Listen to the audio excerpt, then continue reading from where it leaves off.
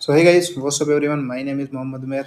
सो guys, हमने अपना जो 85 इंपॉर्टेंट टॉपिक्स है वो थोड़ा स्लो कर दिया है क्योंकि हमें इसका टेस्ट का सॉल्यूशन बनाना है, ठीक है। तो टेस्ट का सॉल्यूशन में पहला तुम्हारा टेस्ट है डेमो टेस्ट। उसमें जो टेस्ट हुआ था वो हो चुका था, काफ़ी लोगों ने टेस्ट दिया है।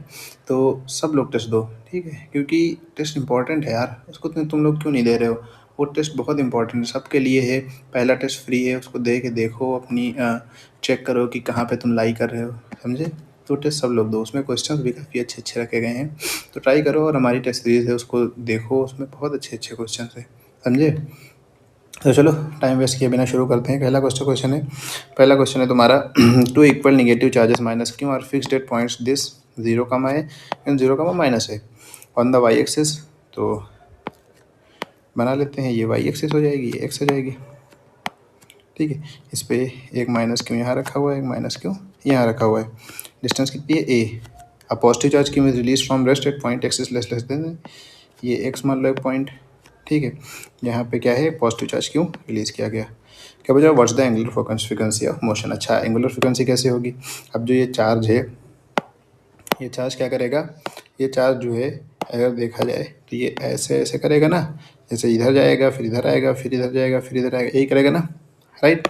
तो जब ये चार्ज इधर उधर करेगा, उसी की वजह से उसकी एंगुलर फ्रीक्वेंसी क्यों इधर उधर करेगा, क्योंकि इसकी वजह से ये फोर्स इधर लगाएगा और ये फोर्स इधर लगाएगा, राइट। दोनों माइनस क्यों अपनी तरफ इसको खींचेंगे, समझ में आया ना। तो इसकी वजह से यही फोर्स इसके ऊपर लगेगा। अब अगर इसकी वजह से फोर्स एफ लग रहा है, इसकी वजह से फोर्स एफ लग रहा है, मान लो ये एंगल थीटा मान लेते हैं, राइट। तो एफ नेट क्या हो जाएगा।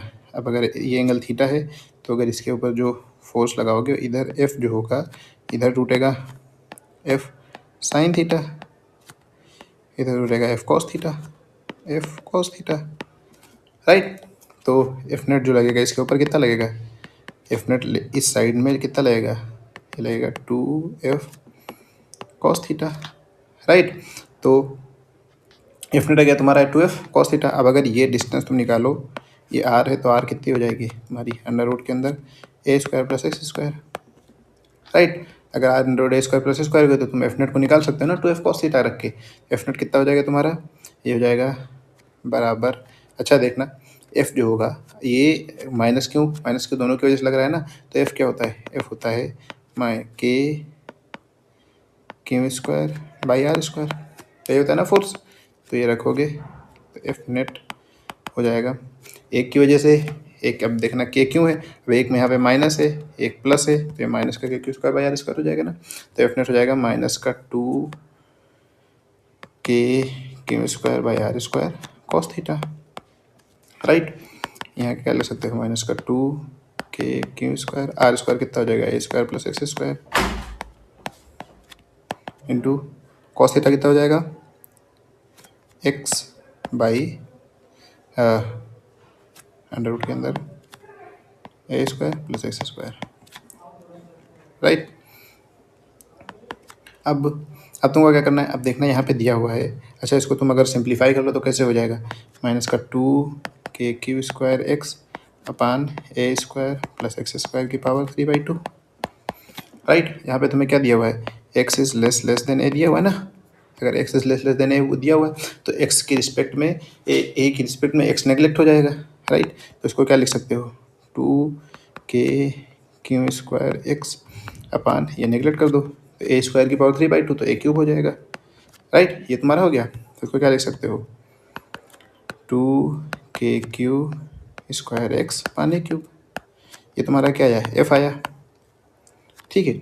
एफ आया। तुम्हारा पूछा क्या है यहाँ पे तुम्हारा क्या पूछा है, what is the angular frequency of motion. अब यहाँ पे ये क्योंकि एस एच एम करेगा, अब यहाँ पे जो ये इस वाले पॉइंट के बाद एस एच एम करेगा, राइट। एस एच एम जब करेगा तो एस एच एम में फोर्स क्या होता है, एस एच एम में फोर्स तुम्हारा मान लो क्या होता है, एफ बराबर क्या होता है माइनस का के एक्स, राइट। ये हो जाएगा 2 K Q square x by A cube, right. तो एक्स एक्स कट गया। अब ओमेगा बराबर क्या होता है, ओमेगा बराबर क्या होता है अंडर रूट के बाई एम, राइट।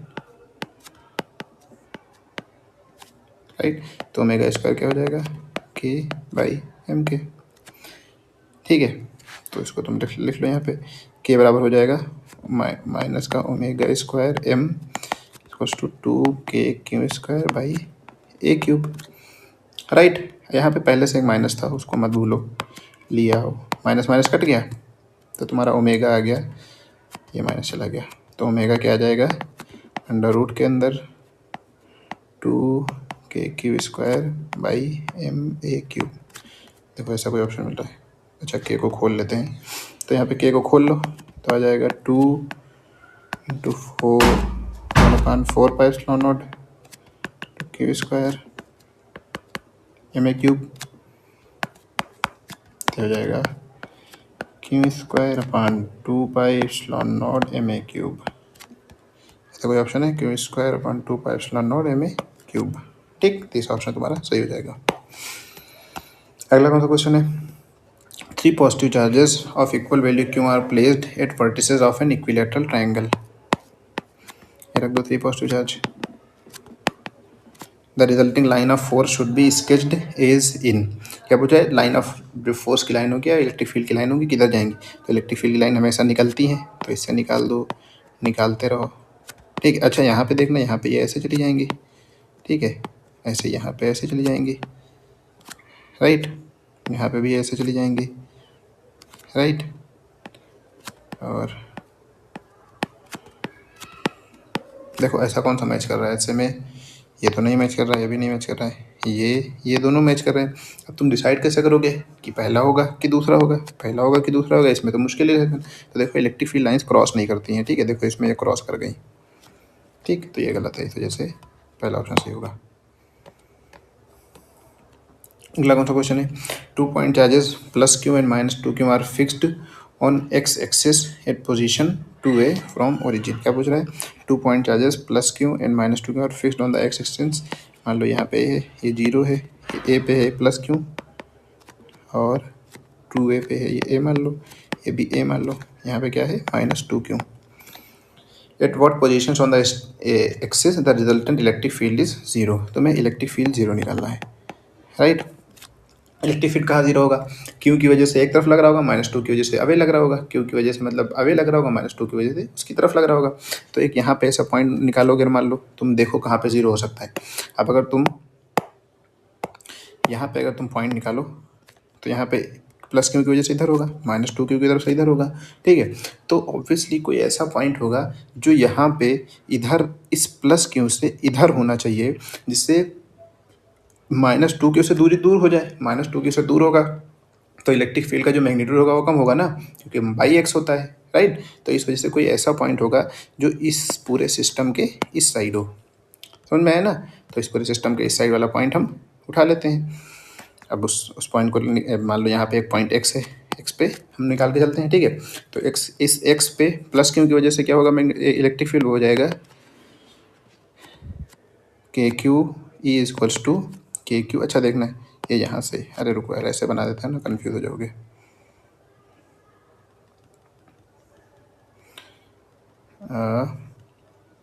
यहाँ पे पॉइंट एक्स मानते हैं, राइट, एक्स पे, समझ में आया ना।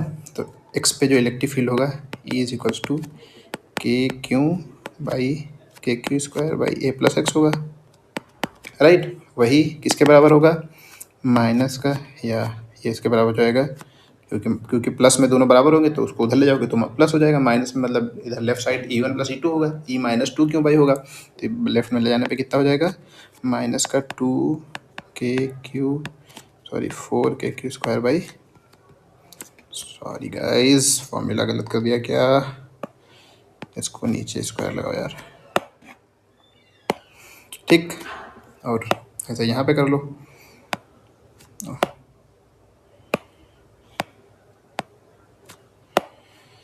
ये हो जाएगा 2KQ/a+x का a+2a+x का होल ऑफ स्क्वायर, राइट। ये कर देंगे तुम्हारा। तो इसको क्या कर सकते हो तुम, KQ काट सकते हो, इसको होल को अंडर रूट कर दो तो हो जाएगा 2a+x = 2a + 2x, I mean √2a + √2, क्योंकि होल को अंडर रूट करोगे तो रूट में ये दोनों बाहर निकल आएंगे, राइट। तो हो जाएगा 2a+x = √2a + √2x। तो अब तुमको निकालना क्या है, x निकालना है ना, तो x को उधर ले जाओ और इसको इधर ले आओ, तो 2a - √2a = √2x - x। X क्या हो जाएगा, एक्स हो जाएगा। अगर यहाँ से ए कॉमन ले लो तो ब्रैकेट में क्या बचेगा, 2 माइनस रूट टू अपान नीचे क्या बचेगा, root two minus one, right. तो इसको क्या लिख सकते हो, 2 माइनस रूट टू है upon root two minus one. अब इसको तुम सिंप्लीफाई कर लो, इसको क्या करो, इसको मल्टीप्लाई कर दो किससे, रूट टू माइनस वन से, रूट टू माइनस वन से, रूट टू प्लस वन से, सॉरी प्लस वन। तो ये हो जाएगा ए ब्रैकेट में 2 माइनस रूट टू अपान ये रूट टू प्लस वन, तो हो जाएगा 2 minus one into root two plus one, right. तो ये 2 माइनस वन 1 हो जाएगा, ये तो 1 हो जाएगा। इसको कर लो 2 root two plus two minus two minus root two, right. तो टू टू कट गया, 2 रूट टू में से रूट टू गया, कितना बचा, रूट टू बचा ना। तो ये रूट टू ए तो शायद था ही साथ में, तो रूट टू ए आंसर आ जाएगा। अब देखना रूट टू आंसर आएगा, लेकिन ये रूट टू ए किस साइड होगा, इस साइड होगा ना, तो लेफ्ट साइड में आएगा रूट टू ए। देखो ऐसा कौन सा ऑप्शन है, X square to left side आएगा क्योंकि माइनस है, मगर इधर से यहाँ से इस साइड प्लस होगा पूरा, तो इधर माइनस होगा, तो minus root two A option हो जाएगा तुम्हारा, ठीक है। अगला कौन सा क्वेश्चन है, if electric field charge if its centre of charged arc of radius r and linear charge density lambda is root 3 lambda by 4 pi epsilon r, then alpha is। तुम्हें क्या दिया हुआ है कि इलेक्ट्रिक फील्ड दी हुई है तुम्हें at the centre of arc, यहाँ पे दी हुई है, देन अल्फा निकालना है तुम्हें। अल्फा क्या होगा, ठीक है, अल्फा मतलब ये एंगल क्या होगा, ठीक है। इसकी वजह से फॉर्मूला क्या होता है तुम्हारा, इस इलेक्ट्रिक फील्ड का वो होता है 2k lambda by R sine alpha by 2, यही फार्मूला होता है साइन अल्फा बाई 2, ठीक है। और तुम्हें दिया हुआ है ये कितना है, ये तुम्हें दिया हुआ है root 3 lambda by 4 pi epsilon naught R, R सब कुछ तो दिया हुआ है।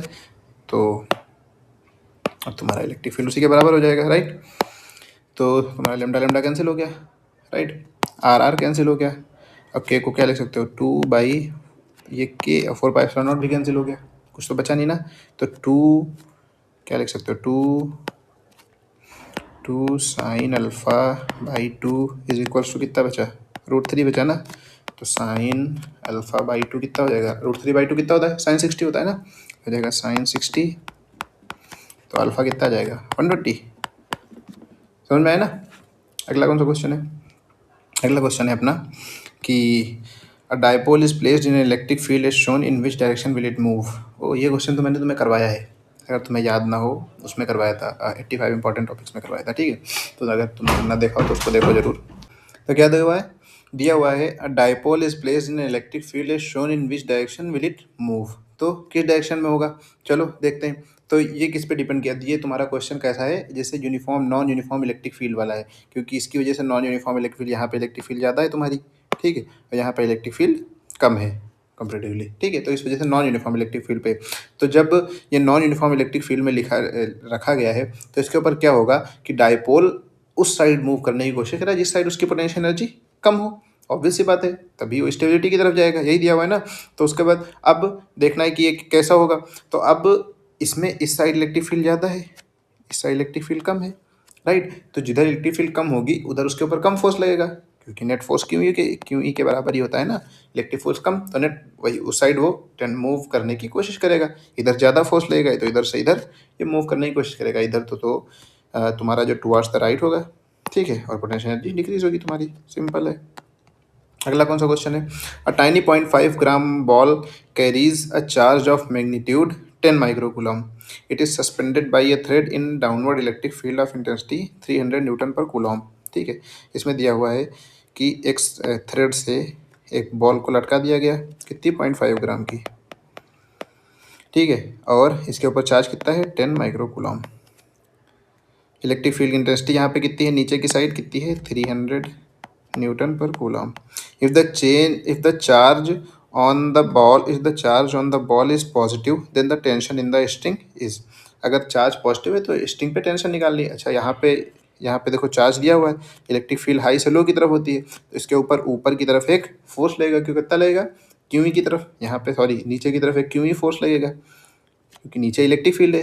क्यों जो है मतलब जो चार्ज है, चार्ज की वजह से इलेक्ट्रिक फील्ड की वजह से चार्ज के ऊपर जो फोर्स लगेगा क्यों किधर लगेगा, नीचे की साइड लगेगा ना, नीचे एम जी भी लग रहा होगा, तो टेंशन क्या आएगा, टेंशन तुम्हारी क्या हो जाएगी, Q E plus M G हो जाएगी ना, राइट।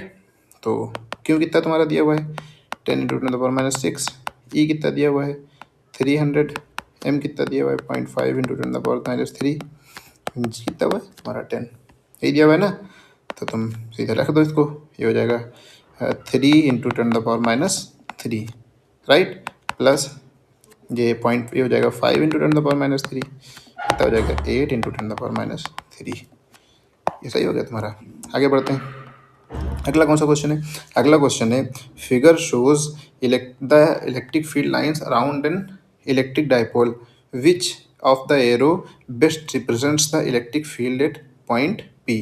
कौन सा एरो तुम्हारा इलेक्ट्रिक फील्ड जो है पॉइंट पी पे उसको बेस्ट रिप्रेजेंट कर रहा है, यही तुम्हें पूछ रहा है, ठीक है। अब देखना यहाँ पे माइनस होगा, यहाँ पे प्लस होगा, ठीक है। इलेक्ट्रिक फील्ड, अब यहाँ पे इलेक्ट्रिक फील्ड लाइंस ऐसे जाएंगी, अब यहाँ पे भी अगर देखो तो इलेक्ट्रिक फील्ड लाइंस ऐसे जाएंगी ना कुछ,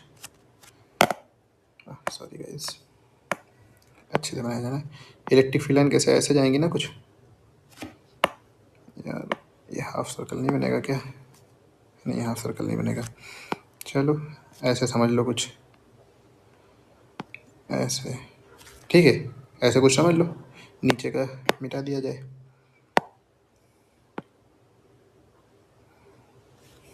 रुको, ठीक।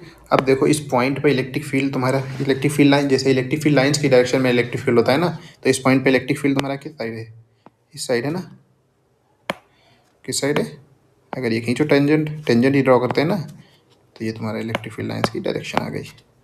अब देखो ऐसा तीर कौन सा है, ये है ना, ये तुम्हारा सही हो गया। अगला कौन सा क्वेश्चन है, अगला क्वेश्चन है कि dipole moment P is placed in a non-uniform electric field along x-axis. Electric field is increasing at the rate of 1 volt per meter square. Then the force on dipole is, dipole के ऊपर force निकालना है, electric field तुम्हारा increase हो रहा है कितना 1 volt per metre square के उससे, तो इलेक्ट्रिक फील्ड देखो डी ई, देखना 1 वोल्ट पर मीटर स्क्वायर है, ये चीज़ को ध्यान रखना, ठीक है। अब तुम्हें डाइपोल के ऊपर फोर्स निकालना है, तो डाइपोल के पोटेंशियल एनर्जी क्या होगी तुम्हारी, डाइपोल की पोटेंशियल एनर्जी होगी तुम्हारी U is equals to minus का पी, राइट। तो इसको क्या लिख सकते हो यू इज इक्वल्स, या अब फोर्स तुम्हें निकालना है तो फोर्स तो होता है तुम्हारा D you by d x, तो इसको डी अपॉन डी एक्स ले लो, तो D you by d x जो होगा हो जाएगा माइनस का P D by d x, right. अब देखना, अच्छा फोर्स जो होता है वो होता है माइनस का D you by d x, तो इसमें माइनस लगा तो तभी फोर्स होगा ना, तो ये कट गया, तो तुम्हारा जो क्या वो निकालना है फोर्स जो आ जाएगा वो आ जाएगा P D by d x, तुम्हारा कितना दिया है 1, तो इसको 1 कर दो तो ये हो जाएगा पी के बराबर। तो ऐसा कोई ऑप्शन है 53 का तुम्हारा फोर्थ ऑप्शन सही हो जाएगा, ठीक। अगला कौन सा क्वेश्चन है, अगला क्वेश्चन है तुम्हारा uniform electric field exist in X Y plane, the potential of points, चलो एक यूनिफॉर्म इलेक्ट्रिक फील्ड बनाते हैं, ए 2, 2 एक्स पे 2 और वाई पे 2, मान लो यहाँ पे ए, ये पॉइंट ए है, -2, 2 एक्स पे -2 वाई पे 2, तो एक्स पे मान लो -2 लिया हो, एक्स पे -2 लिया हो और वाई पे 2 लिया हो, एक्स पे -2 और वाई पे 2, ठीक है। ये हो जाएगा -2, 2, अब क्या है सी है 2, 4, तो एक्स पे 2 वाई पे 4, इसको थोड़ा सा नीचे बना दे, क्या बोलते हो,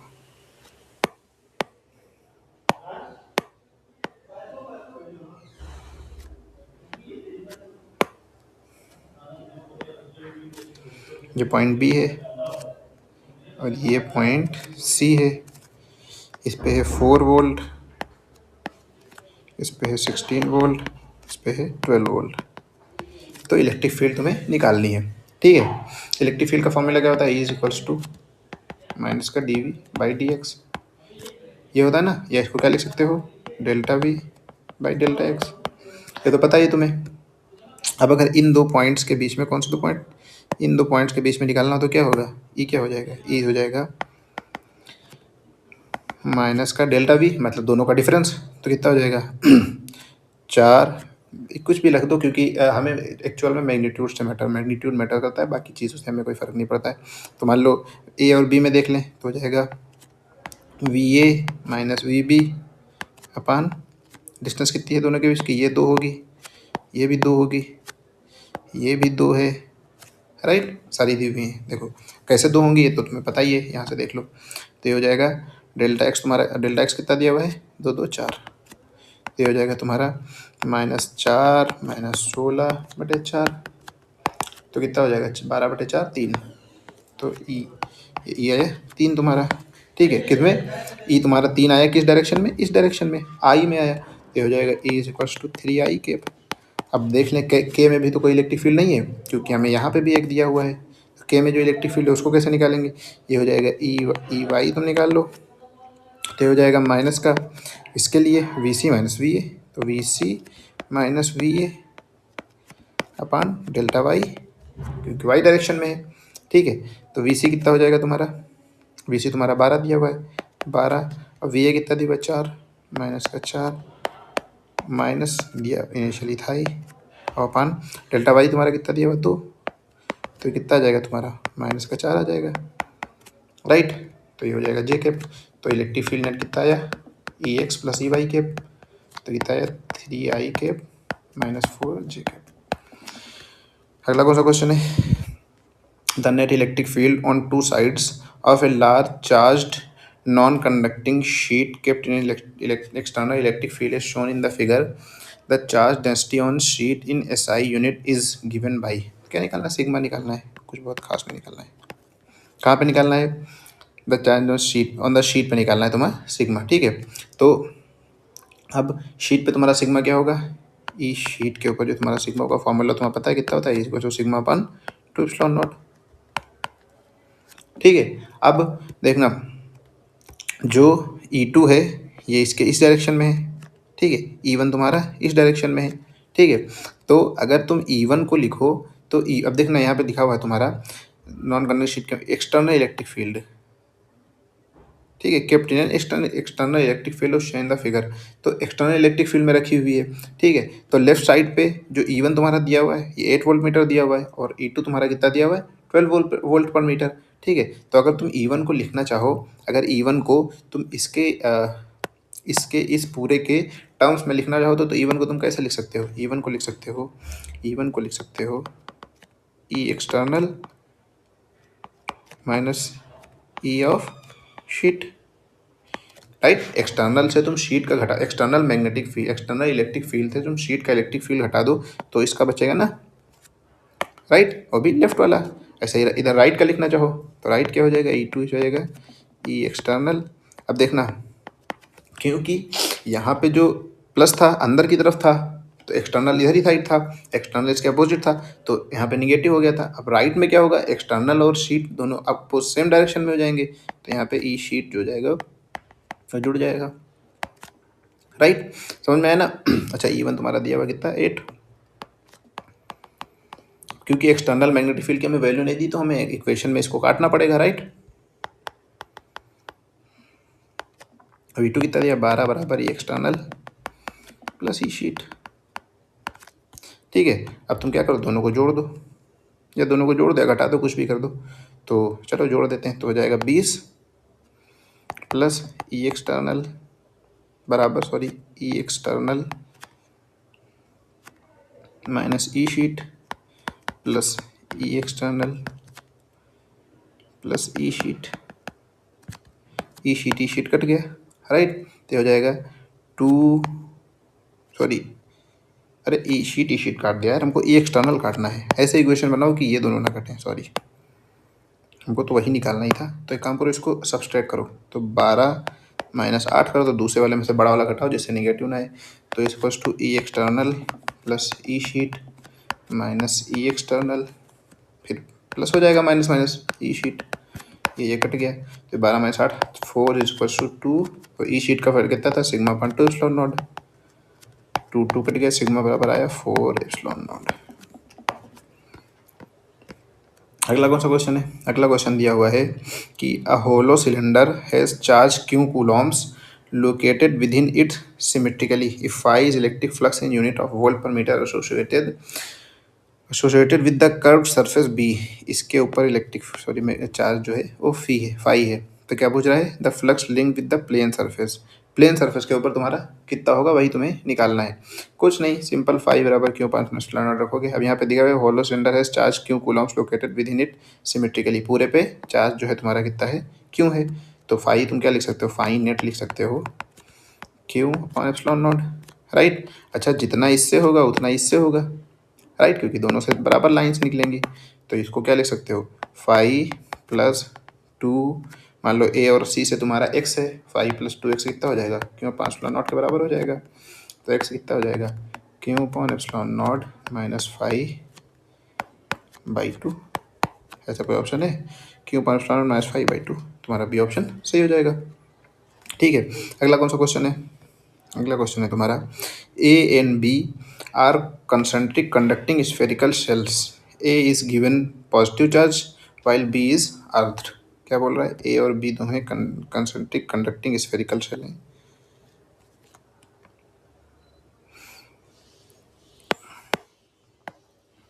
ए और बी दो तुम्हारे कंसेंट्रिक कंडक्टिंग स्फेरिकल शेल हैं, ठीक है। अब क्या बोल रहा है कि ए इज गिवन पॉजिटिव चार्ज, ए के ऊपर तुम्हारा पॉजिटिव चार्ज है, अब बी इज अर्थ, बी तुम्हारा अर्थ कर दिया गया है। तो क्या बोल रहा है इसमें, देन, तो इसके ऊपर फ़र्क क्या पड़ेगा दोनों के ऊपर से, मतलब इसका इससे क्या फ़ायदा होगा या क्या नुकसान होगा वही तुम्हें निकालना है, ठीक है। तो अब the A and B both will have same charge densities, a potential inside A and outside B will be zero, the electric field between A and B is non zero, the electric field inside A and outside B is non zero. अब तुम्हें निकालना है। अच्छा, पहला क्या है, charge densities. Charge density का formula क्या होता है, rho equals to q by V, right, यही होगा क्यू बाई वी। अब बोल रहा है A and B will be have same charge density. अच्छा, अगर दोनों पे चार्ज सेम होगा तो दोनों पे चार्ज डेंसिटी सेम होगी, लेकिन अगर वी मतलब वॉल्यूम सेम हो, वॉल्यूम दोनों का डिफरेंट है, तो पहला तो गलत हो गया। आगे बढ़ते हैं, potential inside A and outside B will be zero. Obvious सी बात है, ऐसा तो कभी नहीं होगा। ए के इनसाइड यहाँ पे इसके ऊपर पोटेंशियल जीरो हो जाएगा, इस वाली पे तुम्हारा जो पोटेंशियल होगा वो ज़ीरो होगा, राइट। इस वाली पे पोटेंशियल तुम्हारा ज़ीरो हो जाएगा, तो सेम तो हो ही नहीं सकता, तो ये भी गलत हो गया, ठीक है। अगला कौन सा क्वेश्चन है, the electric field between A and B is non zero. अच्छा, इसके ऊपर पोटेंशियल तुम्हारा ज़ीरो है, V is equals to zero, right. तो इसकी वजह से जो वी अंदर, अगर इस पर मान लो इसकी स्मॉल आर रेडियस मान लो, इसकी कैपिटल आर रेडियस मान लो, तो पोटेंशियल अगर यहाँ पे इसकी वजह से जीरो है तो यहाँ पे भी ज़ीरो होगा। तो v जो अगर इसके ऊपर, तो इस वाली पॉइंट पे तुम लिखना चाहोगे तो क्या हो जाएगा, k q by small r is equals to या plus k q by capital r, right. ये तो ज़ीरो है तुम्हारा, तो इसकी वजह से कुछ तो चार्ज होगा, इसके ऊपर भी कुछ चार्ज होगा, इसके ऊपर भी कुछ चार्ज होगा, मतलब यहाँ पे भी कुछ चार्ज होगा, यहाँ पे भी कुछ चार्ज होगा। तो इन दोनों का कुछ ना कुछ तो इलेक्ट्रिक फील्ड होगा। तो ऑब्वियस बात है, electric field between A and B जो होगी नॉन जीरो होगी, ये तो बिल्कुल सही बात है। Electric field inside A and outside B is non zero, बिल्कुल बिल्कुल गलत है, क्योंकि चार्ज है यहाँ पे। अब यहाँ पे चार्ज तो यूनिफॉर्मली डिस्ट्रीब्यूट होगा, तो यहाँ पे इलेक्ट्रिक फील्ड अंदर तो जीरो ही होगी, तो यहीं पे गलत हो गया। तो तुम्हारा तीसरा ऑप्शन सही हो जाएगा, ठीक है। अगला कौन सा क्वेश्चन दिया हुआ है, with difference to the figure given below electric potential of. तो गाइज हमारा अगला क्वेश्चन कौन सा है, अगला क्वेश्चन है an electric dipole is placed along the x axis at the origin O, a point P is at distance of 20 cm from this origin such that OP makes an angle pi by 3 with x axis। ठीक है, क्या दिया हुआ है तुम्हारा कि ऐसे एक इलेक्ट्रिक डाइपोल रखा हुआ है, कैसे इसको पूरा बनाओ, ये इलेक्ट्रिक डाइपोल रखा हुआ है तुम्हारा, ठीक है। यहाँ से कितने पे, 20 सेंटीमीटर पे ये तुम्हारा एक यहाँ पे एक पॉइंट है, ठीक है। ये पॉइंट है, पॉइंट पे तुम्हें क्या निकालना है, इलेक्ट्रिक फील्ड। ये पॉइंट पी है, तो ये कितनी दूरी पे है, 20 सेंटीमीटर, ठीक है। अच्छा देखना, अच्छा इसमें ये दिया हुआ है, ये एंगल जो है तुम्हारा वो कितना है, पाई बाई 3, ठीक है। अब ये जो इलेक्ट्रिक फील्ड यहाँ पे होगा, यहाँ पे इलेक्ट्रिक फील्ड होगा, उसकी कुछ डायरेक्शन होगी, राइट। मान लो उस इलेक्ट्रिक फील्ड की जो डायरेक्शन होगी उसकी वजह से, मान लो उसकी कोई डायरेक्शन ये है ई, ठीक है। तो एक्स एक्सिस के साथ अल्फ़ा एंगल बना रहा है, तो इधर हो जाएगा ई कॉस अल्फ़ा, राइट, इधर ई साइन अल्फ़ा हो जाएगा, सॉरी ई साइन अल्फ़ा, राइट, यही हुआ है ना। अब क्या पूछ रहा है the electric field P it makes an angle theta with the x axis the value of theta will be. अब ये वैल्यू पूछ रहा है, पता है कौन सी वैल्यू? ये वैल्यू जो इलेक्ट्रिक फील्ड है ये एंगल बना रहा होगा, ये एंगल क्या बना रहा होगा? थीटा। थीटा बराबर क्वेश्चन मार्क, ये तुम्हें फाइंड करना है। अब ये कैसे फाइंड करोगे? अब तुम्हारा अगर देखो इलेक्ट्रिक फील्ड, तो यहाँ पे ये तुम्हारा एक्सियल वाला हो जाएगा, ये एन एक्सियल वाला हो जाएगा, राइट। तो एक्सियल वाला अगर तुम लिखोगे तो क्या हो जाएगा? ई, जो ई एक्सियल वाला होगा जो इधर राइट डायरेक्शन में होगा, हो जाएगा 2 के पी। अच्छा पी है, पी यहाँ पे है। अब यहाँ पे पी, इसका जो पी वाला होगा ये राइट डायरेक्शन वाला लोगे तो क्या हो जाएगा? P cos theta upon r cube, right. तो तुम्हारा ये थीटा ये है, एक्चुअल में लिखो कॉस पाई/3 वरना कन्फ्यूज हो जाओगे। कॉस पाई/3 अपन आर क्यूब, राइट। ये तुम्हारा कौन सा हुआ? एक्सियल वाला। ई एन एक्सियल वाला अगर तुम लिखो तो ये हो जाएगा के पी। अब यहाँ पे अगर कॉस लिया तो साइन ले लो, साइन पाई/3 अपन आर क्यूब। देखना ये जब तुम, ये तो तुम्हें पता ही है अच्छे से कि जब एक्सियल वाला लेते हैं तो 2 का उपयोग होता है, अगर परपेंडिकुलर वाला लेते हैं तो क्या होता है? के पी साइन, ठीक समझ में आया? तो अब ई एन एक्सियल, ये एक्सियल आ गया। अब यहाँ से तुम अल्फ़ा निकाल सकते हो ना, अगर तुम्हें ये पता है और ये पता है तो अल्फ़ा क्या हो जाएगा? अल्फ़ा हो जाएगा टेन थीटा। मान लो टेन अल्फ़ा निकाल लो, टेन अल्फ़ा निकाल लो, right.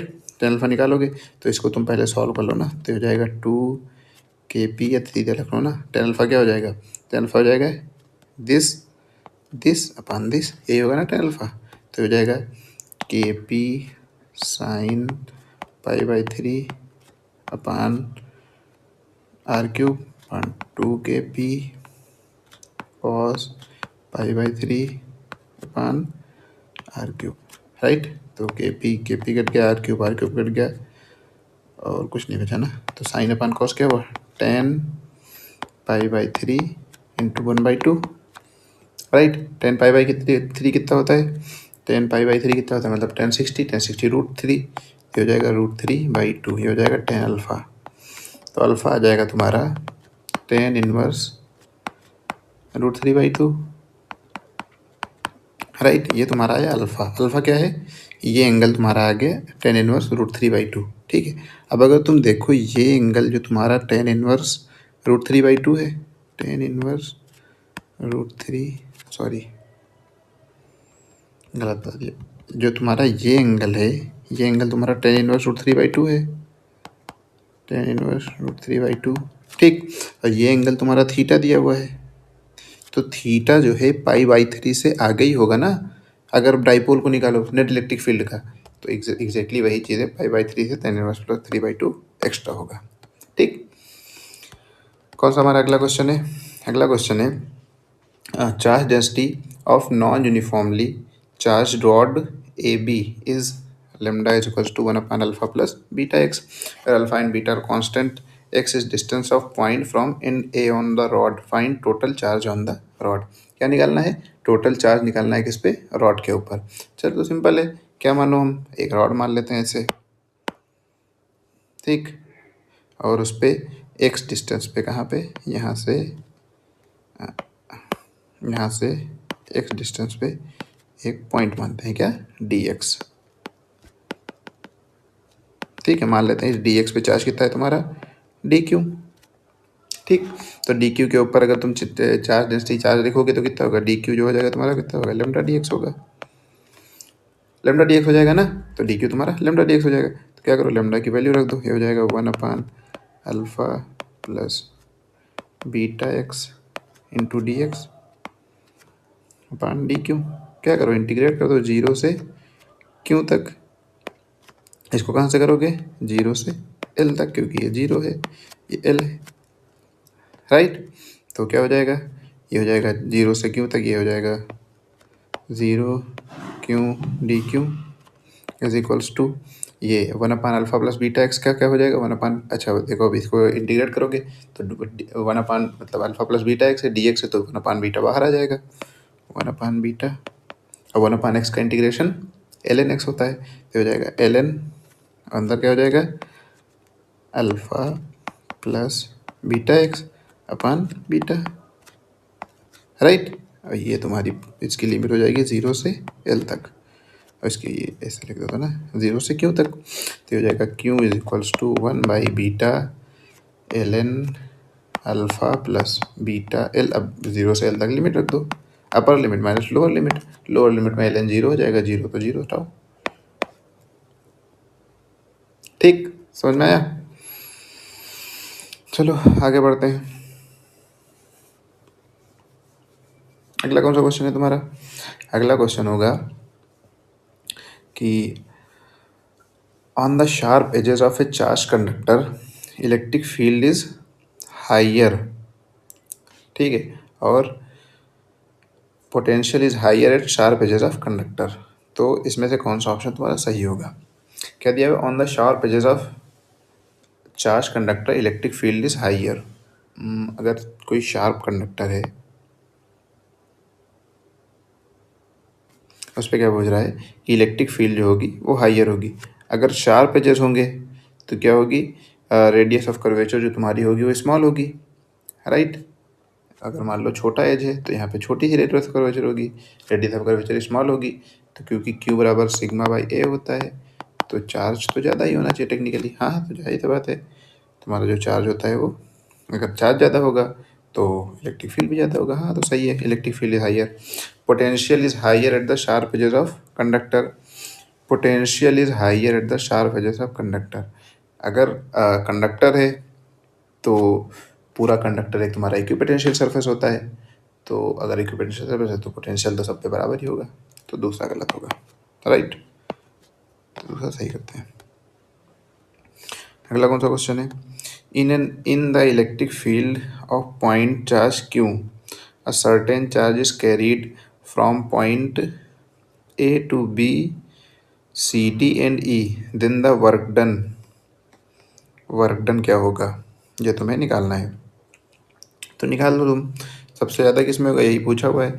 Is least along A is zero along, zero तो नहीं होगा क्योंकि चार्ज है, कुछ अजीब तरीके की इलेक्ट्रिक फील्ड होगी तो इलेक्ट्रॉन होगा ही।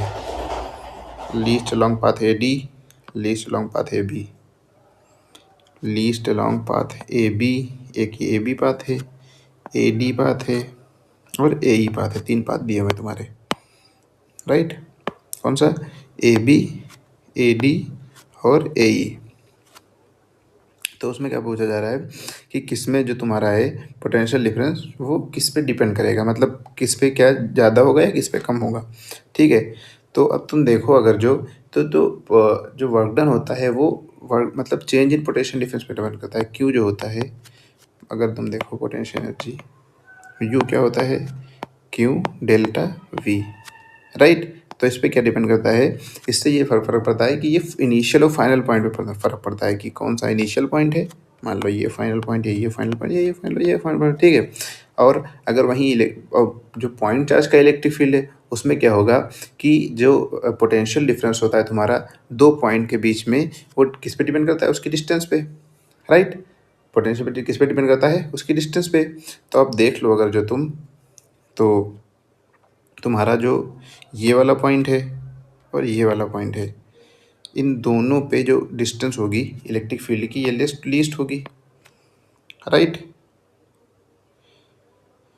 तो आइदर दिस और दिस, तो is least along path A is least along path A B.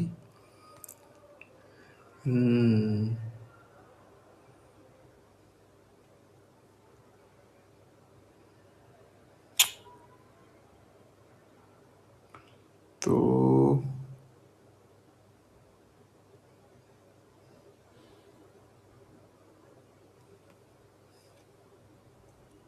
इसका थर्ड आंसर सही होना चाहिए।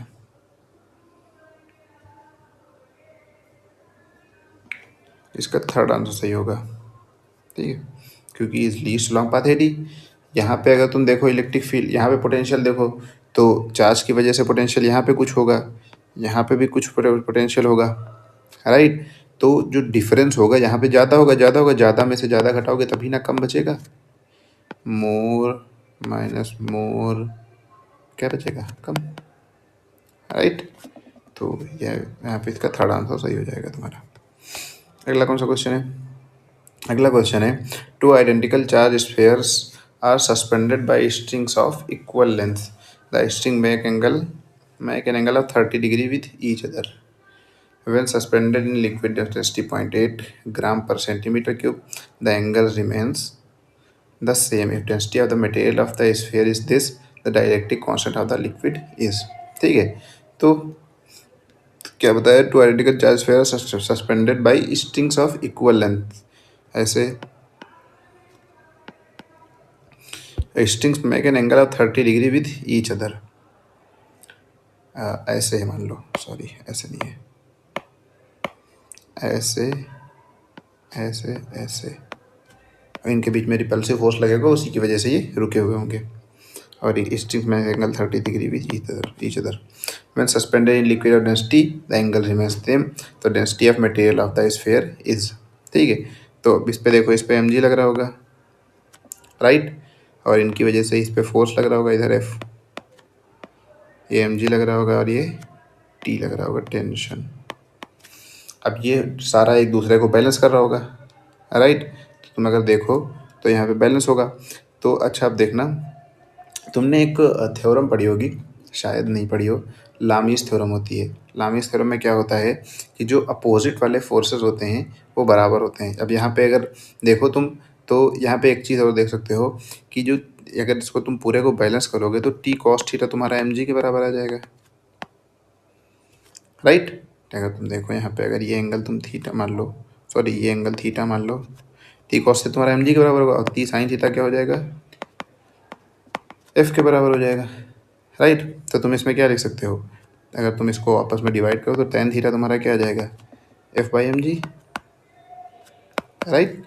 अब अगर तुम जब लिक्विड में इसको डालोगे, जब लिक्विड में डालोगे तो वहाँ पे वो तो सेम होगा, एंगल सेम रहेगा, तो वहाँ पे टेन थीटा क्या रखेगा तुम्हारा, टेन थीटा तो थीटा ही रहेगा, बस वहाँ फोर्स चेंज हो जाएगा। जैसे फोर्स तुम्हारा यहाँ क्या होता है, फोर्स होता है 1/4 pi epsilon not q square by are square, right. वहाँ एप्सिलॉन नॉट कुछ और हो जाएगा, वहाँ एप्सिलॉन नॉट एप्सिलॉन डैश कुछ हो जाएगा, राइट, और एप्सिलॉन डैश हो जाएगा। उसके बाद उसको पूरा तुमको पूरा सॉल्व करके दिखाते हैं, राइट, कैसे सॉल्व होगा। तो बाद में फोर्स क्या होगा, एफ हो जाएगा, एफ हो जाएगा k Q square by are square, यहाँ पे हो जाएगा एप्सिलॉन आर, राइट। एप्सिलॉन जो होगा epsilon not into epsilon r extra कर दो, ठीक है। अब the density of the, अब इसमें और कुछ दिया हुआ है, when suspended liquid of density this the angle remains, if density of material of sphere this the dielectric constant of liquid is। अब जो नीचे जब इसमें फोर्स लगेगा तो इसमें एक और फोर्स लगने लगेगा ना, कौन सा, एफ बी फोर्स लगेगा ना, बॉयंट फोर्स जो होता है, अगर किसी लिक्विड में किसी चीज़ को न करो तो ऊपर की तरफ फोर्स लगता है, कौन सा, V into rho L into g, right. इन दोनों फोर्स को जब बैलेंस करोगे तब तुम्हारा जो एक्चुअल में एक और फार्मूला बन के आता है। अगर किसी भी लिक्विड में किसी पार्टिकल को अंदर डालो तो उसकी वजह से एक फार्मूला बन के आता है, वो होता है तुम्हारा F इज इक्वल्स टू, मान लो इनिशियल फोर्स F है तो बाद में फोर्स जो होगा वो आएगा F is equals to F by 1 minus rho by d, समझे। ये फोर्स होता है बन के, निकाल लेना। अभी इस फालतू में इतना टाइम है नहीं कि इसको सॉल्व करे तुम्हारा। तो टेन थीटा तुम्हारा बाद में देखो, टेन थीटा क्योंकि फोर्स तो सेम ही रहेगा, तो एफ डैश तुम्हारा क्या हो जाएगा, एफ, मान लो फोर्स एफ डैश है तो F dash upon M G bracket में 1 minus rho by d, right, दोनों का थीटा सेम है। अब देखना, और यहाँ पे जो हमारा एफ डैश होगा वो क्या हो जाएगा, एफ बाई के, समझ में आया ना। तो अगर तुम यहाँ पे इसको सॉल्व करके रख दो, थीटा थीटा सेम है तो इसको लिख दो एफ बाई के ब्रैकेट में M G 1 minus rho by D is equals to, पहले क्या था टेन थीटा, पहले टेन थीटा था F by M G, F by M G, right. M G cut गया, एफ कट गया, तो के क्या आ जाएगा, के आ जाएगा k minus k rho by D is equals to 1, right. तो k rho by D is equals to k minus one. तुमको निकालना क्या है, k निकालना है ना, तो k is equals to D bracket में, अच्छा k निकालना है ना, तो k कॉमन ले लो ना, k तुम्हारा हो जाएगा 1/1 माइनस रो बाई डी। तो 1/1 माइनस रो, डेंसिटी कितनी है, डेंसिटी तुम्हारी कितनी दी हुई है, डेंसिटी तुम्हारी कितनी दी हुई, कहाँ गया, हाँ डेंसिटी लिक्विड की डेंसिटी दी है 0.8, तो ये लिख दो 0.8, और सॉलिड की डेंसिटी कितनी दी हुई है 1.6, तो लिख दो 1.6। ठीक, तो ये हो जाएगा 1/1/2, तो हो जाएगा 2। तो क्या तुम्हारा कितना है 2, तो तुम्हारा 63 का चौथा ऑप्शन सही हो जाएगा। ठीक है, अगला कौन सा क्वेश्चन है यार, थोड़ा मिटा देते हैं। अगला कौन सा क्वेश्चन है, अगला क्वेश्चन है net internal force on A system of point charges is always zero. Net internal force on A system of point charges is always zero. हाँ, अगर सिस्टम है तो कह सकते हो कि नेट इंटरनल फोर्स, हाँ सही है, नेट इंटरनल फोर्स अगर पॉइंट चार्जेस का है तो उस पर ज़ीरो होगा। In the given system will be equilibrium for any value of Q not. Q not कहाँ है, ये क्यू नॉट है, ये क्यू नॉट है, ये Q2 है, Q1 है। नहीं, ऐसा नहीं है, इसकी कुछ भी वैल्यू होगी थोड़ी ना इक्विलिब्रियम पे होगा, क्योंकि इस पर कुछ फोर्स लगाएगा, कुछ फोर्स लगेगा तो भाग जाएगा। तो पहला करेक्ट होगा, दूसरा इनकरेक्ट होगा। कौन सा है, चौथा, हाँ ये होगा। अगला कौन सा क्वेश्चन है, अगला क्वेश्चन है जो इलेक्ट्रिक फील्ड लाइंस दी हुई है, तो हमें बताना है कि क्या, कौन, कैसे, क्या है। ठीक है, सॉरी गाइज, तो चलो बता देते हैं इसमें क्या है। क्या रहेगा तुम्हारा कि देखो P जो तुम्हारा है इसमें क्या है, इसमें जो रहेगा P तुम्हारा किससे मैच कर रहा है, देखो इसमें ये इससे निकल रही हैं तो ये पॉजिटिव होगा, और इसमें जा रही तो ये निगेटिव होगा। तो Q1 पॉजिटिव, Q2 निगेटिव किसमें है, इसमें दिखा रहा ना, तो P का तुम्हारा 2 हो जाएगा।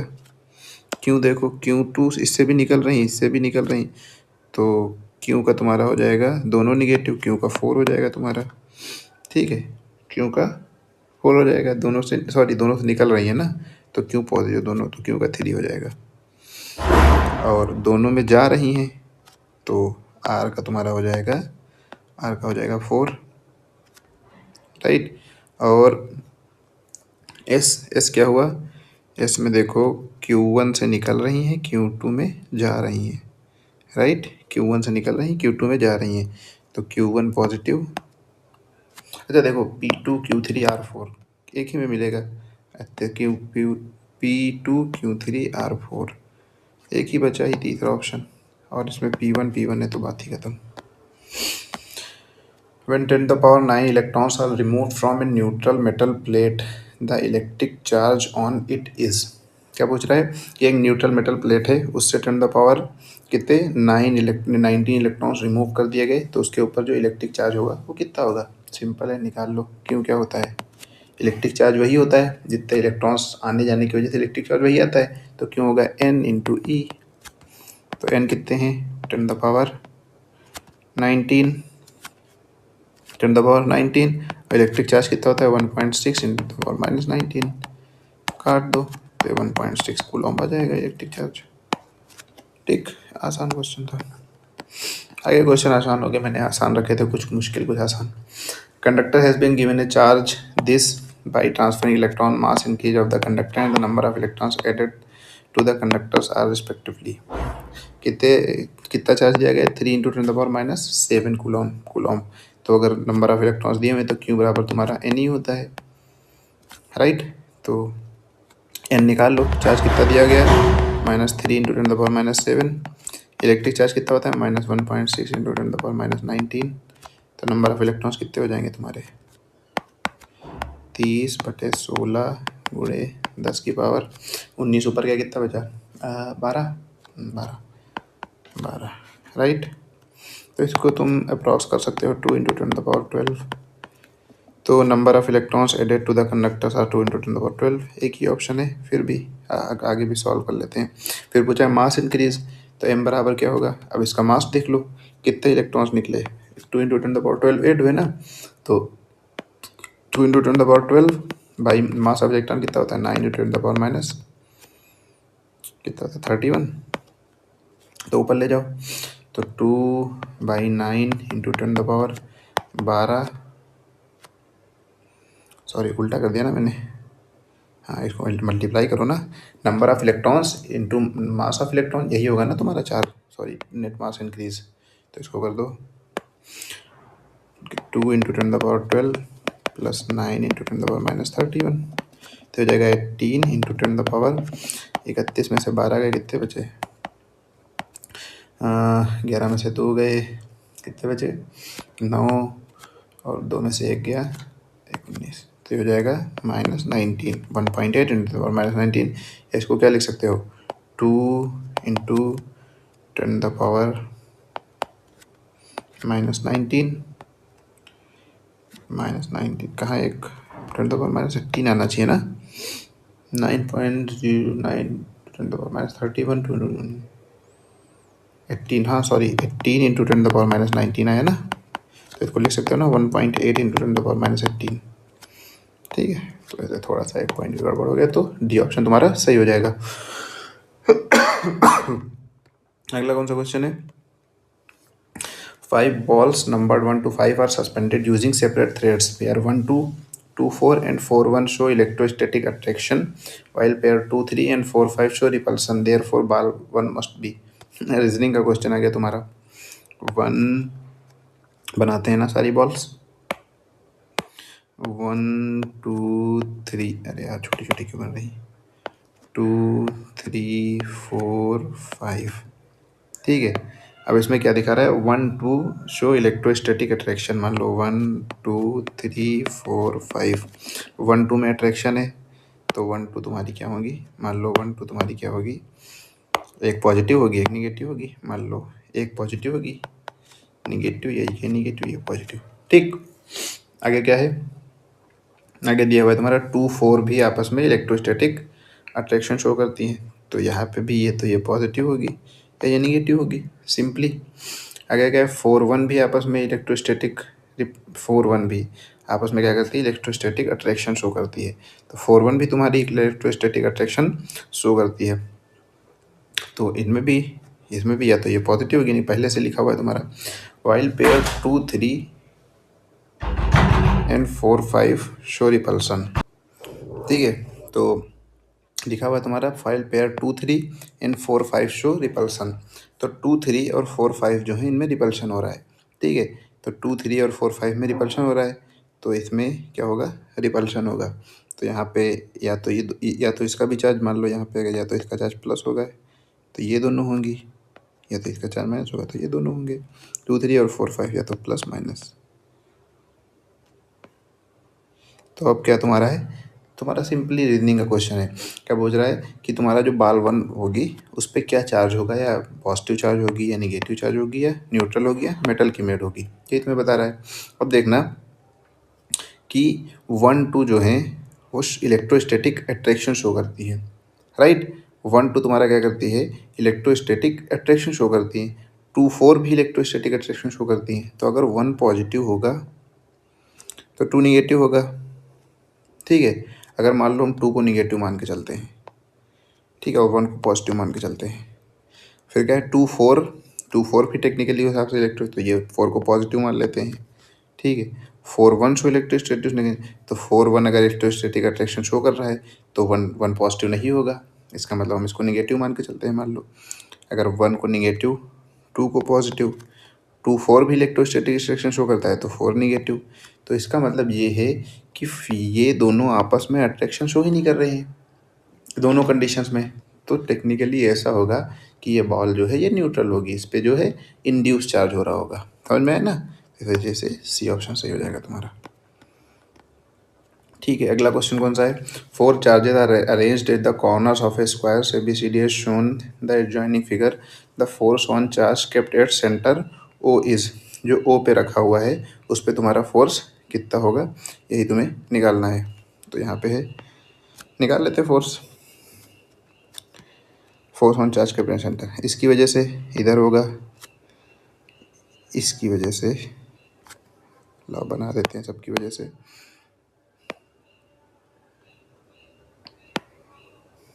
ओके गाइस, इसकी वजह से तुम्हारा इधर होगा, राइट, प्लस क्यू की वजह से, और इस वाले प्लस क्यू की वजह से इधर होगा, इधर होगा, ठीक है। तो ये दोनों आपस में एक दूसरे को कैंसिल आउट कर देंगे, तो ये तुम्हारा कैंसिल आउट हो गया। अब देखना, इस -2q की वजह से, -2q की वजह से इधर होगा, इधर +2q की वजह से भी इधर ही होगा, राइट। तो कोई ऑप्शन है ऐसा along the diagonal BD, C option तुम्हारा सही हो जाएगा। देखना ये सब क्वेश्चन मैंने 85 इंपॉर्टेंट टॉपिक्स में कराए हैं, तो ये सब तुम्हारे पुराने क्वेश्चन है, इतना कुछ मुश्किल नहीं। अगला कौन सा क्वेश्चन है, 2 point charges +3 microcoulomb and +8 microcoulomb repel each other with force of 40 newton. If a charge of -5 coulomb is added to each of them, then force between them will become, initial क्या था, initial था 40 is equals to K into 24/r², right. Direct लगाते हैं तुम्हें, बाद में दोनों में +5 +5 -5 -5 ऐड कर दो, तो बाद में हो जाएगा F is equals to K into, अब देखना 3 -5 कितना हो जाएगा, -2, तो लिख दो -2 गुणे 8 -5 3 हो जाएगा, गुणे 3/r², काट दो तो हो जाएगा 40/f is equals to K cut गया, 24/-6 -4 हो जाएगा, तो ये -10 तुम्हारा सही हो जाएगा, 70 का पहला ऑप्शन सही हो जाएगा तुम्हारा, ठीक है। अगला कौन सा क्वेश्चन है, 2 identical conducting spheres carry identical charges if the spheres are set at a certain distance apart, if they repel each other with a force F, a third conducting sphere identical to other two but initially uncharged then touch to one sphere then to another before being removed, the force between the original two spheres is now। Same question है, पहले क्या है, एक ये था, एक ये था, एक ये था, ठीक है। इसके बीच फोर्स कितना था, F, ठीक है। बाद में क्या किया गया, बाद में एक अनचार्ज स्फीयर लाया गया, जब अनचार्ज स्फीयर लाओगे तो जो अनचार्ज होगा उसका दोनों का पोटेंशियल सेम हो जाएगा, ठीक है। तो पोटेंशियल सेम करोगे, मान लो पोटेंशियल सेम कर दो, तो इनिशियली इसके ऊपर मान लो चार्ज क्यों था, इसके ऊपर भी चार्ज क्यों था, जब अनचार्ज को लेके आओगे, जबकि जो कि आइडेंटिकल स्फीयर होगा तो उस पर चार्ज को तुम पोटेंशियल को सेम कर दो, V1 = V2, उस पर चार्ज कुछ नहीं था, उस पर चार्ज मान लो x आ गया, तो यहाँ हो जाएगा, ये हो जाएगा K/r K x/r, मान लो उससे क्यों से x चला गया, उस पर x बढ़ गया, राइट, /r, तो क्या हो जाएगा, q = 2x, तो x = q/2, तो पहले पे चार्ज कितना बचा, पहले पे चार्ज बचा q/2, राइट। और दूसरा वाला जो स्फीयर है, दूसरा वाला जो स्फीयर है उसको उससे जब टच कराओगे तब भी पोटेंशियल सेम होगा, लेकिन इसी से जाएगा तो इसमें भी q - x/r, पोटेंशियल सेम करो तो उस पर क्या हो जाएगा, q/2 पहले से है अनचार्ज पे, उसको उस पर क्या होगा +x/r, ये काट दो, राइट। तो ये क्या हो जाएगा, q - q/2 + 1, और इधर क्या हो जाएगा, x + x 2x हो जाएगा, 2x, राइट। तो q - q/2 q/2 और ये /2 तो हो जाएगा q/4, तो x क्या हो जाएगा, q/4, तो फाइनल इसके ऊपर चार्ज कितना हो जाएगा, q - q/4 कितना हो जाएगा, 3q/4, और इस पर चार्ज कितना है, q/2, तो इनका जो मल्टीप्लाई कितना हो जाएगा, q² 3q² 8 होगा, तो 3/8 के मल्टीपल में आंसर आ जाएगा तुम्हारा D। सो गाइस हमारा अगला क्वेश्चन कौन सा है, हमारा अगला क्वेश्चन है, 2 identical conducting spheres carry different charges attract each other with a force F when placed in air medium at a distance D apart, ठीक है। The spheres are brought into contact and then taken to their original positions. Now the two spheres repel each other with a force whose magnitude is equal to that of initial attractive force. The ratio between initial charges on the sphere is, तो समझो ये question क्या कह रहा है, ये question कह रहा है कि दो स्फेयर्स थे A और B, इन पे क्या था, इन पे ऐसा डिफरेंट चार्जेस था लेकिन दोनों एक दूसरे को अट्रैक्ट कर रहे थे, ठीक है। दोनों डिस्टेंस D पे थे और फोर्स कितना था इनके बीच में, F फोर्स था। फिर इनको आपस में टच किया गया, टच करने के बाद फिर से रख दिया गया वहीं पे, कहाँ पे, D पे। लेकिन अब टच करने के बाद जब D पे रखा गया तो ये दोनों एक दूसरे को रिपेल करने लगे, तो मतलब मान लो इस पे चार्ज x है तो इस पे भी चार्ज x डैश होगा, लेकिन सेम चार्ज होगा, ठीक है। Same charge in the sense same उसकी वो होगी, मतलब वो अगर प्लस होगा तो ये भी प्लस ही होगा, ओके। अब इसके बाद फोर्स जो है वो भी सेम ही होगा, बस उसका मैग्नीट्यूड होगा एफ का, राइट। अब क्या है, चलो निकालते हैं। तो इनिशियल फोर्स कितना होगा, इनिशियल होगा माइनस का के Q1 Q2 by D square, simple है। बाद में आपस में टच किया, दोनों पोटेंशियल सेम हुआ होगा, तो V1 बराबर V2 कर दो। तो V1 अगर V1 V2 करोगे, अब देखना अगर Q1 प्लस है Q2 माइनस है, तो Q1 से Q2 पे कुछ चार्ज जाएगा, तो मान लेते हैं X चार्ज जाएगा, तो हो जाएगा k Q1 minus x by D square is equals to, sorry D, k ये हो जाएगा minus Q2 plus x by D, क्योंकि Q1 से जाएगा तो Q2 में जुड़ेगा, डी डी के कट गया, तो ये हो जाएगा Q1 प्लस Q2 बराबर 2x, एक्स बराबर क्या आ जाएगा, Q1 प्लस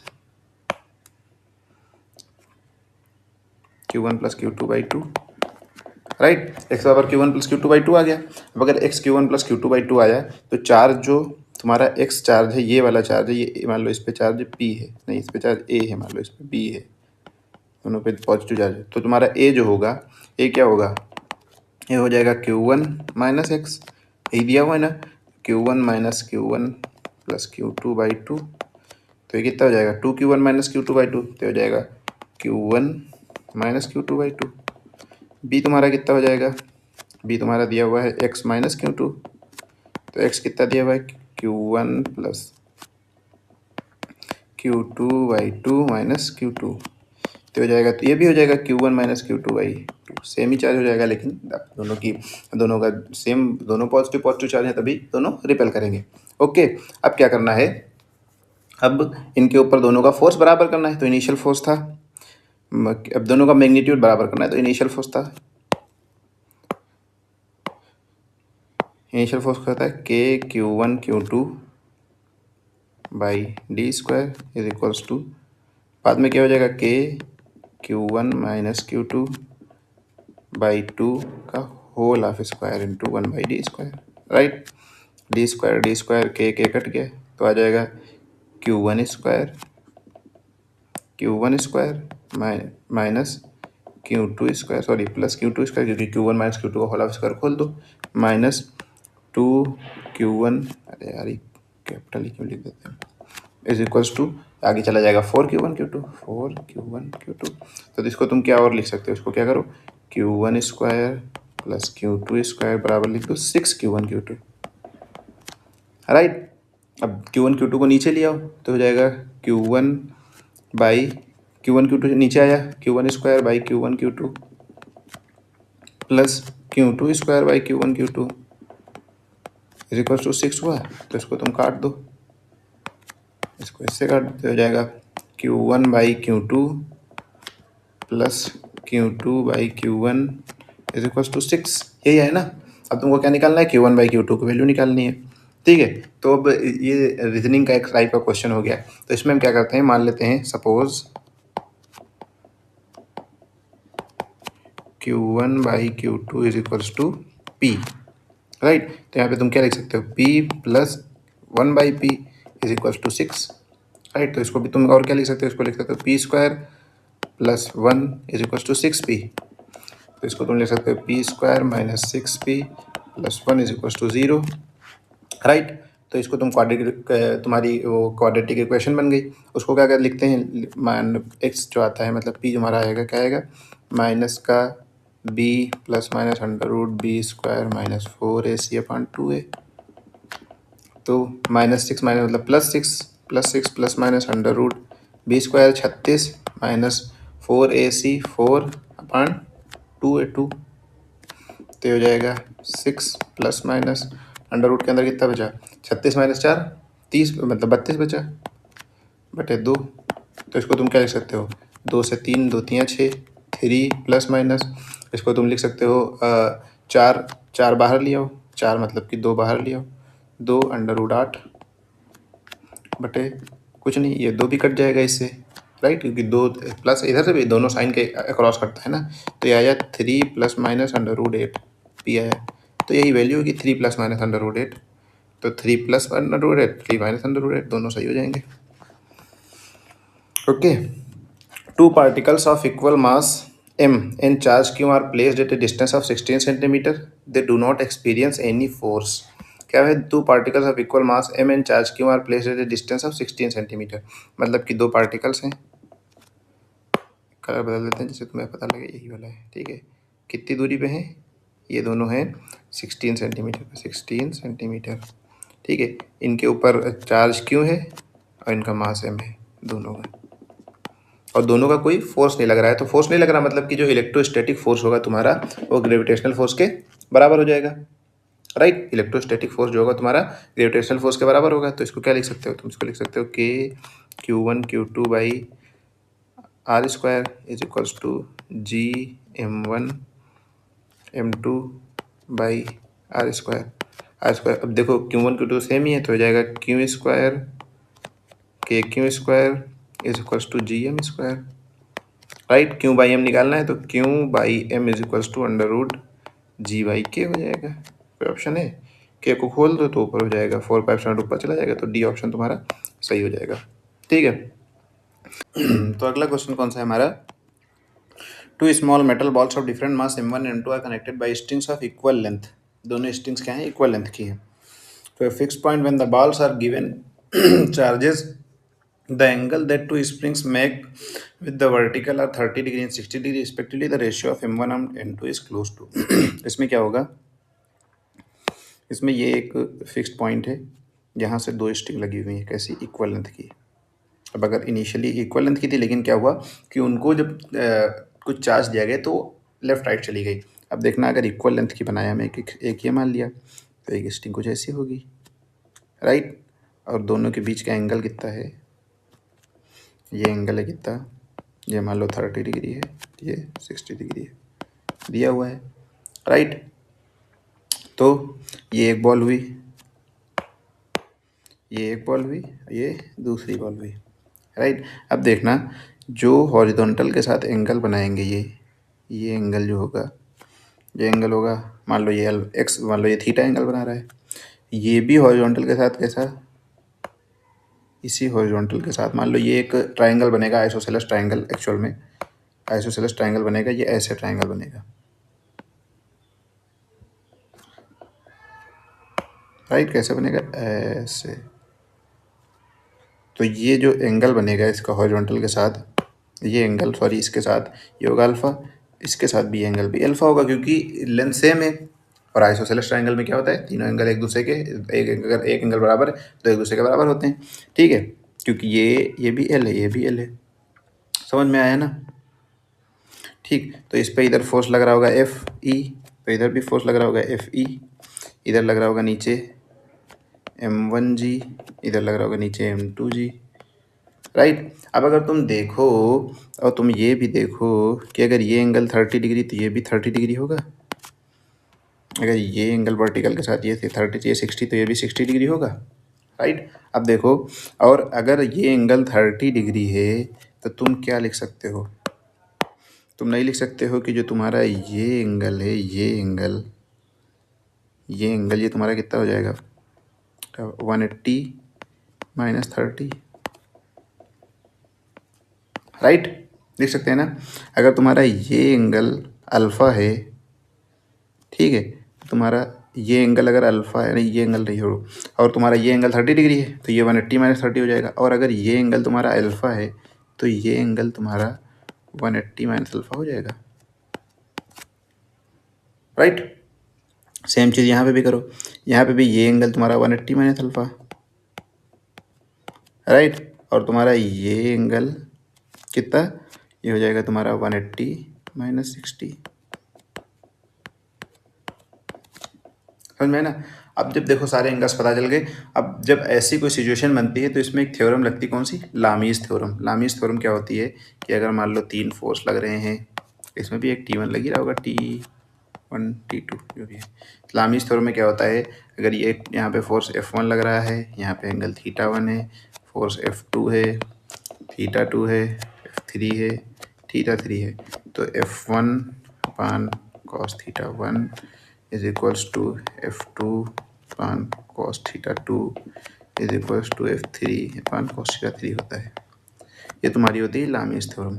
ठीक, तो वही यहाँ पे कर देते हैं। तो इसमें क्या हो जाएगा, एफ ई अपान क्या हो जाएगा, कॉस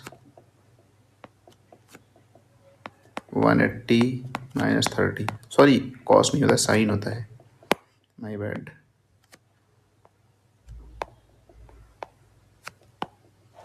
कॉस की आदत पड़ गई था मेरा, साइन साइन साइन साइन, ठीक, is equals to m1g upon sine 180 minus alpha.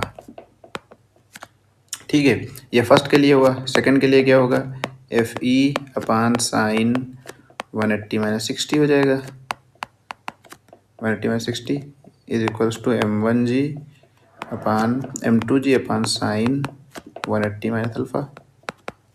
Right, divide कर दो दोनों को, तो क्या होगा, एफ ई कट जाएगा, साइन 180 माइनस 60 ऊपर चला जाएगा, sine 180 minus 60 upon sine 180 minus 30 is equals to, ऊपर क्या होगा m1g, नीचे हो जाएगा m2g, बाकी कट जाएगा m1g। ठीक है, साइन 180 माइनस 60 कितना होता है, मतलब साइन 180 माइनस थीटा, तो साइन थीटा होता है, तो हो जाएगा साइन 60, और ये साइन 180 माइनस थीटा है तो ये साइन 30 हो जाएगा,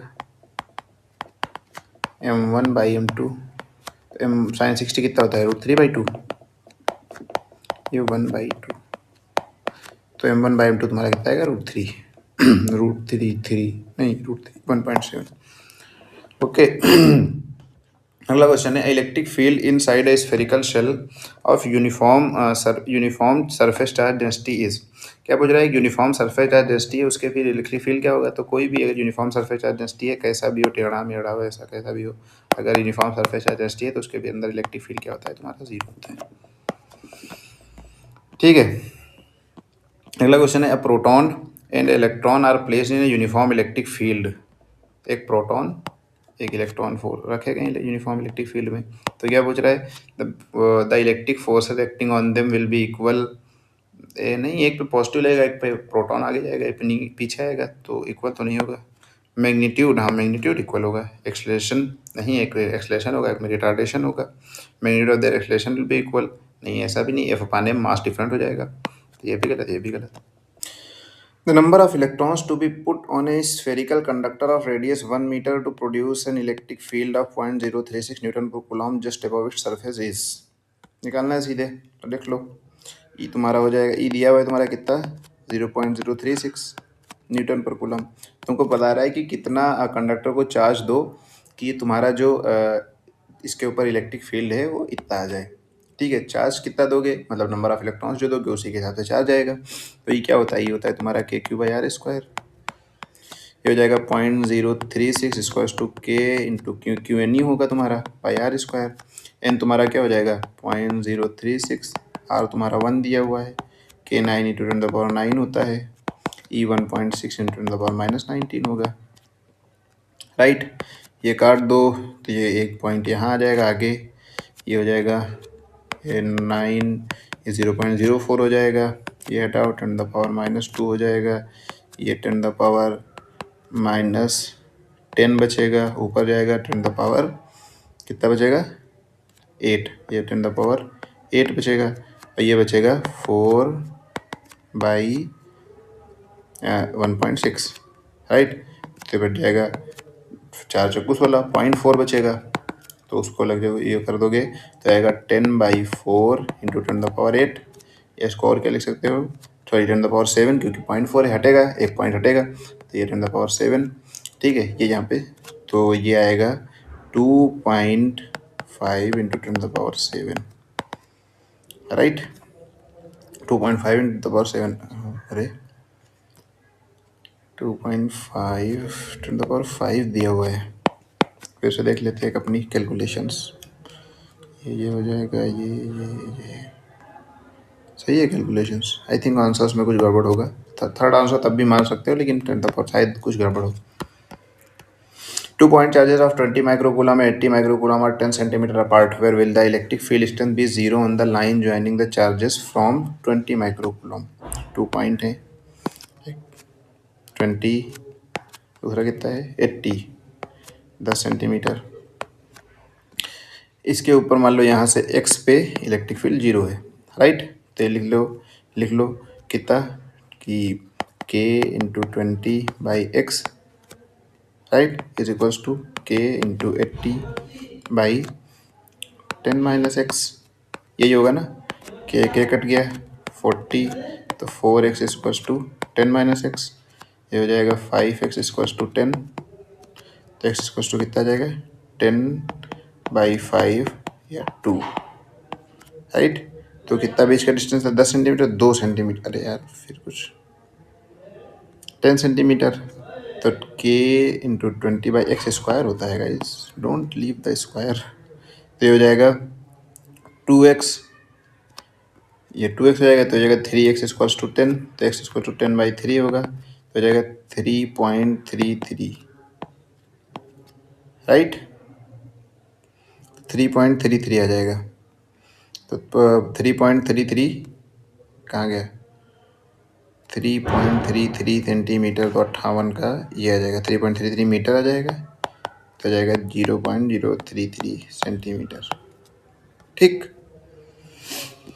अगला कौन सा क्वेश्चन है, figure below show regular hexagon which charges at the vertices, in which of the following cases the electric field at the central is not zero.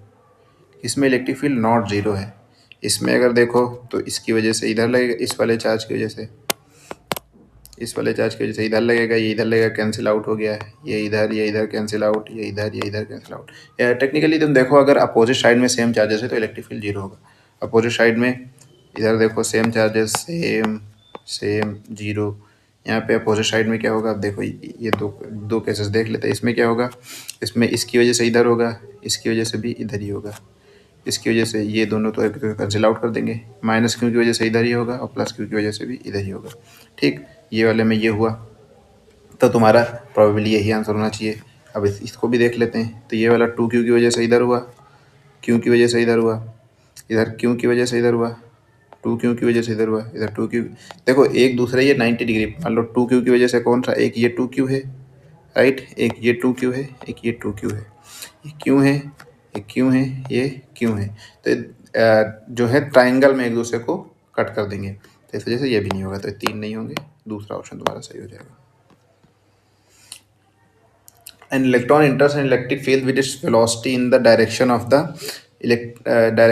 the electric lines of force. Then the path of electron will be a circle. The path of electron will be a parabola. The path तो magnetic field से change होता है ना, कभी भी electron का path electric field से change नहीं होगा। इलेक्ट्रिक फील्ड जो होता है उसके सिर्फ डायरेक्शन, उसके सिर्फ वेलोसिटी पे इफेक्ट करेगा। तो velocity of the electron will decrease, हाँ जाहिर सी बात है, क्योंकि इलेक्ट्रॉन निगेटिव चार्ज होता है, ठीक है। A conducting sphere of radius r bar 20 cm is given a charge this. What's the electric field at the center? 0 होगा। कोई भी कंडक्टिंग स्फीयर हो, टेढ़ा मेढ़ा ऐसे करके कैसे भी हो, अंदर जहाँ पे जो इलेक्ट्रिक फील्ड होगा ये सब कहीं 0 होगा। द रॉन्ग स्टेटमेंट, लेकिन अगर यूनिफॉर्म है, ठीक है। The wrong statement about electric lines of force is they originate from positive charge, सही है। दे डू नॉट इंटरसेक्ट, सही है। They have the same form for a point charge and sphere, सही है। दे हैव, नहीं यार, इनकी कोई फिजिकल एग्जिस्टेंस नहीं होती है। A point charge is brought near an isolated conducting sphere, the electric field is best given by. ये पॉइंट चार्ज है, ठीक है, सब में देखते हैं। अरे यार इधर आ जाओ। पॉइंट चार्ज से निकलती हैं इलेक्ट्रिक फील्ड लाइन, तो इसमें भी निकल रही, इसमें भी निकल, देखो सीधी तो नहीं जाती है, घूम घाम के जाती है, तुम्हें पता है। तो ये दोनों तो हटा ही दो, इसमें घुस रही हैं, नहीं इसके ऊपर अगर प्लस आएगा तो इस पर भी प्लस आएगा, तो इससे भी निकलेंगी, तो एक ही बचा फिर। अगला कौन सा क्वेश्चन है, अगला क्वेश्चन है कि two charges each equal to n q are placed at the corners of equilateral triangle of side a. एक इक्विलेटरल ट्राइंगल बनाते हैं। अरे यार ये क्या बन गया, ऐसे बनाओ, ठीक। इसकी साइड कितनी है ए, तो इस पे एक पे इधर एन क्यू रखा हुआ है, इधर एन क्यू रखा हुआ है। यहाँ पे इलेक्ट्रिक फील्ड निकालना है, तुम्हारा दिया हुआ है ना। Equilateral side the electric field third corner is E3 की बेसिकली हमको वैल्यू निकालनी है। तो इसमें क्या रहता है, ये एंगल 60 डिग्री रहता है, इक्विलेटरल ट्रायंगल है तो ये भी एंगल 60 डिग्री होगा, ये भी एंगल तुम्हारा 60 डिग्री होगा। तो इसकी वजह से मान लो ये E1 है, मान लो ये E2 है। अब E1 E2 है इसकी इस पॉइंट पे, तो इधर E1 लग रहा होगा,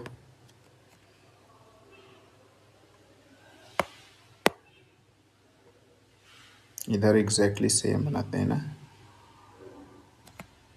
इधर E2 लग रहा होगा, ठीक है। E1 E2 एंगल कितना होगा 60 डिग्री। अच्छा देखना, अगर ये डिस्टेंस भी a है, ये डिस्टेंस भी a है, तो यहाँ पे E1 बराबर E2 होना ही हो जाएगा, क्योंकि दोनों का चार्ज सेम है। कितना होगा KNQ/a², यही होगा ना, ठीक है। तो ई नेट तुम निकाल लो, ई नेट कितना हो जाएगा, अंडर रूट के अंदर E1² plus E2² plus 2E1 E2 cos theta. तो अंडर रूट के अंदर E² प्लस E² क्योंकि सेम ही है, प्लस 2E² cos 60 कितना हो जाएगा 1/2, तो ये हो जाएगा पूरा √3E। ई नेट आ गया तुम्हारा, ई नेट जो कि E3 है तुम्हारा, ओके।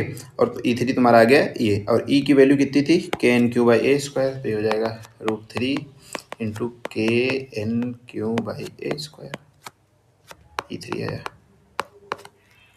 ठीक है। क्या आ गया KNQ/a²। अब तुम यहाँ पे दिया हुआ है 1/n इज लेस देन √3, या तुम लिख सकते हो n इज ग्रेटर देन 1/√3, लिख सकते हो ना। तो यहाँ पे अगर तुम देखो n जो है 1/√3 से ज़्यादा होगा।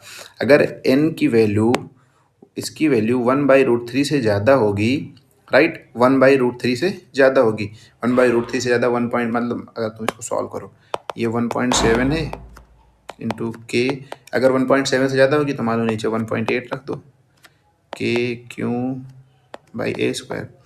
दिस वैल्यू, मतलब ये वैल्यू जो होगी E3, ये जो है KQ/a² इंटू समथिंग, मान लो यहाँ पे x कुछ नीचे आएगा ना, कुछ तो नीचे आएगा ही आएगा। और E0 तुम्हारा दिया हुआ है कितना, E0 दिया हुआ है KQ/a², तो मतलब E3 हमेशा E0 से कम ही आएगा, क्योंकि नीचे कुछ ना कुछ आना ही आना है। तो E3 will always be less than E0, तो दूसरा ऑप्शन सही हो जाएगा तुम्हारा। A charged water drop whose radius is 0.1 micron is in equilibrium in an electric field if charge on it is equal to charge of an electron, the intensity of electric field will be। आसान question है। क्या दिया हुआ है, एक water, ये charge drop है जिसकी रेडियस कितनी है 0.1 micron, is in equilibrium in electric field if charge on it is equal to charge of electron then intensity of electric field. इसमें दिया हुआ है सीधे mg is equals to QE। तुमको करना है, तुमको क्या निकालना है, इंटेंसिटी ऑफ इलेक्ट्रिक फील्ड निकालना है, E is equals to mg/q, mg/q, right. m तुम्हारा कितना होता है V ρg/q, राइट। V क्या हो जाएगा तुम्हारा 4/3 πr³ इंटू रो डेंसिटी होगी वाटर की G/q, राइट। तो इसको तुम 1.1 माइक्रोन है, एक माइक्रोन में हमारे कितने मीटर होते हैं, 10⁻⁶ मीटर होते हैं, तो हो जाएगा 4/3 पाई इंटू 10⁻⁶, मतलब कि 10⁻⁶ की पावर 3, ठीक है। और डेंसिटी कितनी होती है वाटर की 1 होती है, इंटू जी कितना होगा तुम्हारा 10, क्यों होगा 1.6 इंटू 10⁻⁹, राइट, 1.6 इंटू 10⁻⁹। तो इसको क्या लिख सकते हो 4/3 pi into 10⁻⁸ into 10/1.6 into 10⁻⁹।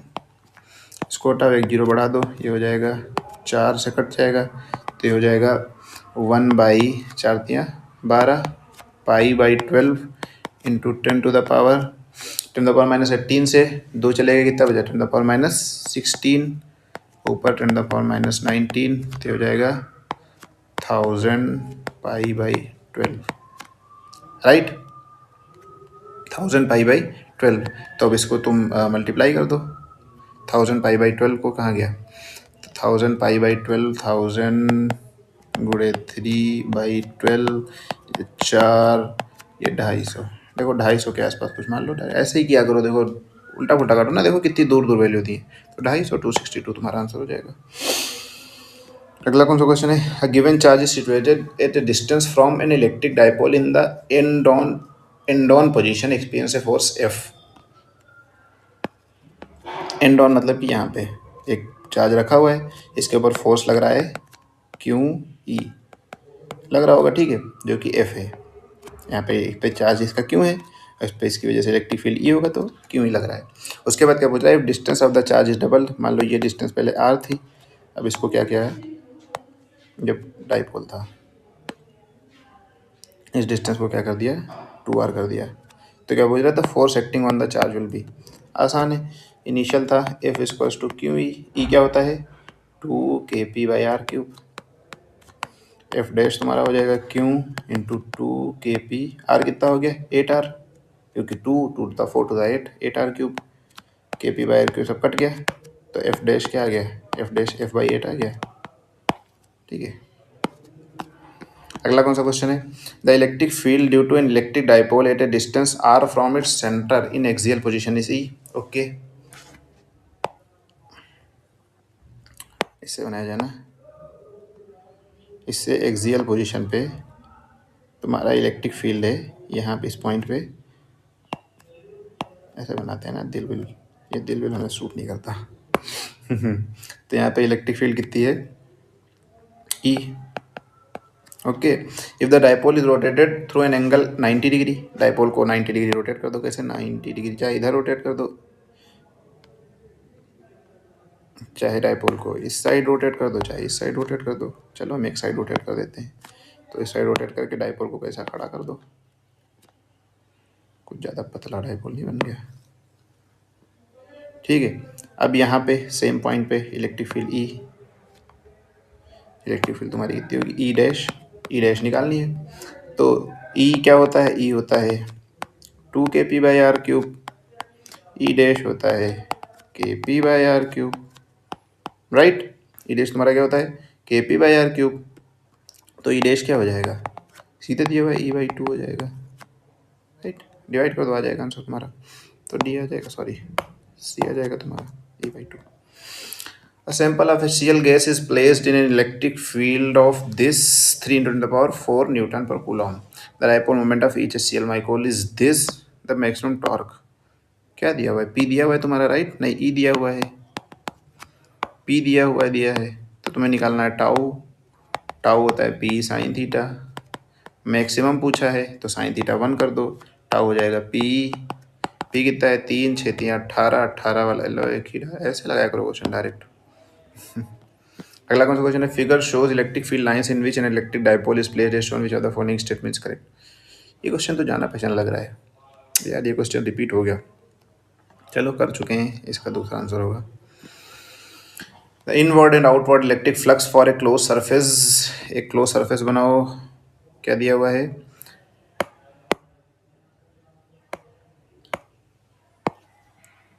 Inward and outward flux, inward कितना है, inward and outward flux for a close surface in units 8 × 10⁻³ and outward flux कितना है 4 × 10⁻³। Then the total charge inside the surface is, ठीक है, अंदर आने वाला flux 8 × 10⁻³ है और बाहर जाने वाला flux, inward and outward flux is for a close surface is, ठीक है। अंदर आने वाला फ्लक्स जो है तुम्हारा 8 × 10⁻³ है और बाहर जाने वाला फ्लक्स कितना है 4 × 10⁻³ तो the total charge inside the surface is निकाल लेते हैं। अब अगर अंदर आने वाला फ्लक्स 8 × 10⁻³ है, बाहर जाने वाला 4 × 10⁻³ है, तो बाहर जाने वाला यही रेडिएट हो रहा होगा ना, राइट, ये रेडिएट हो रहा होगा, तो जो तुम्हारा अगर ये रेडिएट हो रहा होगा तो इससे तुम जो अब बचेगा चार्ज वो कितना होगा 4 × 10⁻³ से 8 × 10⁻³ घटा 8 × 10⁻³ घटा दो तो कितना बचेगा माइनस का 4 × 10⁻³। ये तुम्हारा फ्लक्स बचा, फ्लक्स क्या होता है Q/ε0 के बराबर होता है, Q आएगा -4 × 10⁻³ डी। ओके, अगला कौन सा, चलो हमारा हो गया। Okay, so all the best guys, लगाते रहो और आई होप आप लोग अच्छा कर रहे होगे, जल्दी जल्दी ख़त्म कर दो, ठीक है। ओके, अगला टेस्ट देना, फिर उसका सोल्यूशन अगली बार आएगा।